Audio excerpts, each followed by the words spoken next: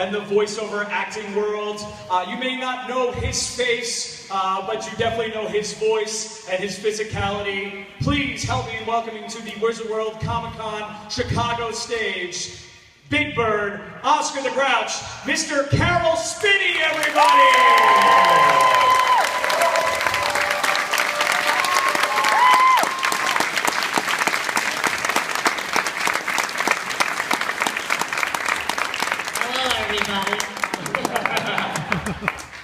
Mr. Spinney, it is awesome, and we are super honored to have you here at Wizard World Chicago. Thank you for being here.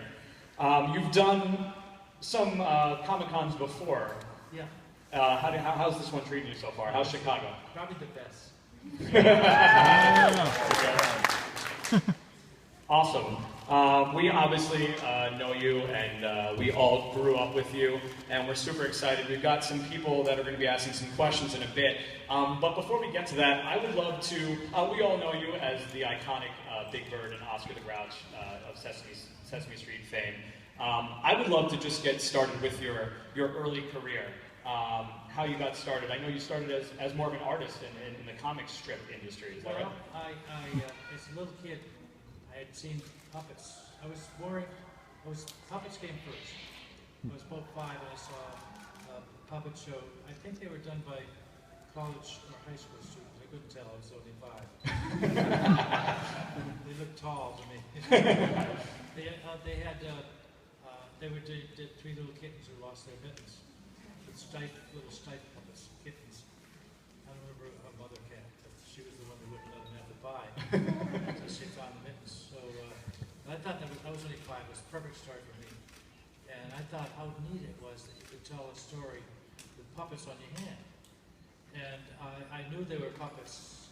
I wasn't fooled to think that they were kittens. Right. Because they came out with them on, still left them on their hands. And I thought, I want to do that someday. Tell stories with puppets on your hand. You know, acting at the end of your arm. I came up with that term many years later. But so when I was 8, I got a hold of a 5-cent monkey puppet and at a rummage sale. And I found I still have it. I found it last month. I didn't know. I thought I lost that years ago. And it's a little simple puppet of a monkey. And I didn't have any other puppets. Somehow I managed to use a stuffed green flannel snake as a puppet with my hand holding it, you know. But I was just a little kid.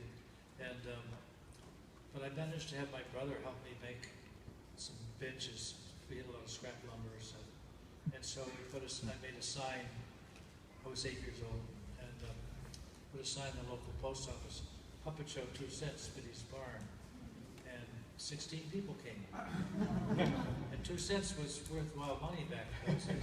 Now we walk past a penny on the street and say, yeah, it's a penny. But at that point, you could get four pieces of wrapped little candy for a penny. And it was only 9 cents to go to a movie, so yeah. And those 4 pieces were like Mary Jane's. They'd last in your mouth a long time. Particularly when the teacher was finding out you were eating a candy. It was like committing a crime with drugs or something. I got caught when in the 5th grade having Mary Jane in my mouth. It was not Mary Jane. It was a little piece of candy. Not Mary Jane as we know it. Yeah, it was a candy. So Miss McCarthy, the scariest woman in the world, who was just a 4-room schoolhouse. We only used 3 of the rooms, and 2 classes in each one, same teacher. So we never had any homework. First grade and second grade, she'd give the second grade arithmetic problem to do while she was talking to the first grade, vice versa. So, but Miss McCarthy was a scary teacher, and she grabbed me by the shoulders, and I almost had a shaken baby syndrome because she was like, "You ever gonna do that again? Are you ever gonna?" I never did it again. It was a good cure, but only for a 10-year-old kid. Don't do that to a baby. So anyway, that's got me going with puppets, because making 32 cents, I was rich. Yeah. And did any of those 42? Did any of those characters or voices that you were working with at that young age ever sort of translate or influence anything? No, I can't even remember the show I did. It must have been awful. I had much. But But at least it gave me the will, Yeah. the desire. And then I discovered cartooning, because my mother is an artist, and the gift runs in the family, right? So when I was in the Air Force, I drew a comic strip, very professional looking one too. And I was stationed in Germany. Was that Harvey? Harvey was the comic? Harvey. Yeah. And so, but I had a comic strip even when I was 13, published in Nanking, China, in 1947 when I was 13, or 14. No, anyway. So for years I didn't know which I would do, become a puppeteer or an artist. So I decided to get prepared to do either. So I put myself through art school with doing puppet shows, which beat other jobs I could find. And but they're very on and off because of time. And of course, in the summer you can't do a show. Nobody wants you. So when autumn comes, I get some money, that's why I was going back to school. So I completed art school. I took my artwork to the service. That got me. Somebody gave me good advice, and I took it with me. And I suddenly was popular with the Air Force as an artist. And so I've had a good career, but puppetry became the major thing. With drawing, it's fun, but you can't hear the applause.